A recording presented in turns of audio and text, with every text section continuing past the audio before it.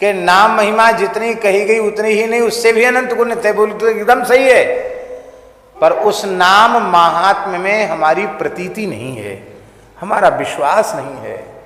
जिस क्षण नाम महिमा में विश्वास हो जाएगा महाराज जी, फिर अलग से करना भी नहीं पड़ेगा। विश्वास की एक बात बताते हैं।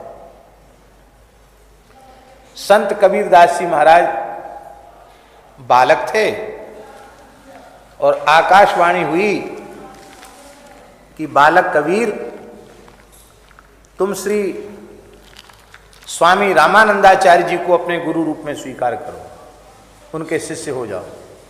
आकाशवाणी हुई। बोले महाराज, काशी के बड़े बड़े वैदिक वेदज्ञ ब्राह्मण, उनको तो वो पर्ण कुटी से बाहर निकल के दर्शन देते नहीं। मैं म्लेच्छ कुल में पोषित बालक, भला वे मेरा मुख क्यों देखेंगे? मुख ही नहीं देखेंगे तो दीक्षा तो कैसे होगी? आकाशवाणी ने कहा कि वे नित्य प्रति पंचगंगा में स्नान के लिए जाते हैं। श्रीमठ में, श्रीमठ से उतर के पंचगंगा घाट पर पंचगंगा में स्नान करते हैं। लगभग 3 बजे वे गंगा स्नान के लिए सीढ़ियों से उतरते हैं और तुम वहीं लेट जाना। और स्वाभाविक रूप से उनका चरण जैसे ही तुम्हारे ऊपर पड़ेगा तो वे कुछ न कुछ मुंह से बोलेंगे जरूर, और जो मुख से बोलेंगे उसी को महामंत्र मान करके, दीक्षा मंत्र मान करके बस अपने को मान लेना कि हम शिष्य हो गए। बोला ठीक है। और बालक कबीर लेट गए महाराज जी सीढ़ियों पर, और श्री रामानंद स्वामी जी का चरण जैसे ही पड़ा तो उनको लगा कि किसी के ऊपर मेरा पैर पड़ गया है। वे तत्काल पीछे हटे।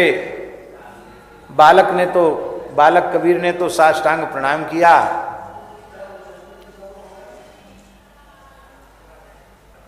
बालक का तो काम हो गया, बालक तो चला गया। और आपने क्या कहा उस बालक से? जैसे कबीर जी ने प्रणाम किया तो श्री रामानंदाचार्य भगवान बोले, बालक राम राम जपो, राम राम कहो। बस इतना ही कहा, राम राम कहो। अब महाराज कबीरदास जी को विश्वास हो गया कि मुझे राम नाम मिल गया, मेरी दीक्षा हो गई। इस विश्वास की बात बता रहे हैं आपको। अब वो गए, तुरंत गंगा स्नान करके घर गए और खूब लंबा चौड़ा 12 तिलक लगाया और अपने घर के चौराहे पर, तिराहे पर बैठ गए। कोई भी वैष्णव वहां से निकलते श्रीमठ दर्शन के लिए तो कहते, गुरु भाई राम राम, दंडोत प्रणाम।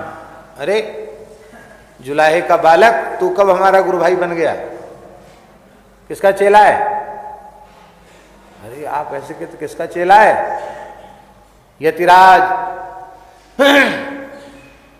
जगत गुरु भगवान स्वामी श्री रामानंदाचार्य भगवान का मैं कृपा भाजन हूं। ओह, झूठ बोलता है, वे तो म्लेच्छ का मुख नहीं देखते, तुझे दीक्षा क्यों देने लगे?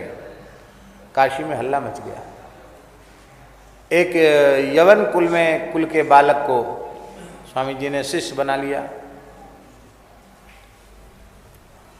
लोगों ने आकर श्रीमठ में शिकायत की। बोले महाराज, कहाँ तो आपका दर्शन हम काशी वासियों को दुर्लभ है, आप काशी में विराजते हैं, और कहाँ आपको इतना चेला बनाने की भूख लग गई कि आप ब्राह्मणों को छोड़कर इसको आपने चेला बना लिया, म्लेच्छ को शिष्य बना लिया। आपने कहा कि हमने तो किसी को दीक्षा नहीं दी है। कौन है वो? बुलाओ उस लड़के को। कबीरदास जी को बुलाया गया। वो तो रात वाला दर्शन था, अभी ये दिन वाला दर्शन। तो पर्णकुटी के भीतर स्वामी जी विराजे थे और बालक कबीरदास जी ने बाहर से साष्टांग प्रणाम किया और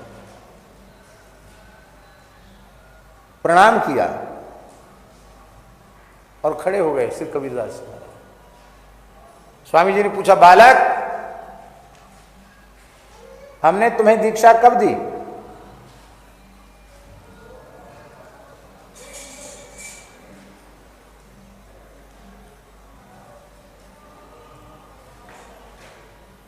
श्री कबीरदास जी ने सारी घटना सुनाई और घटना सुनाने के बाद बोले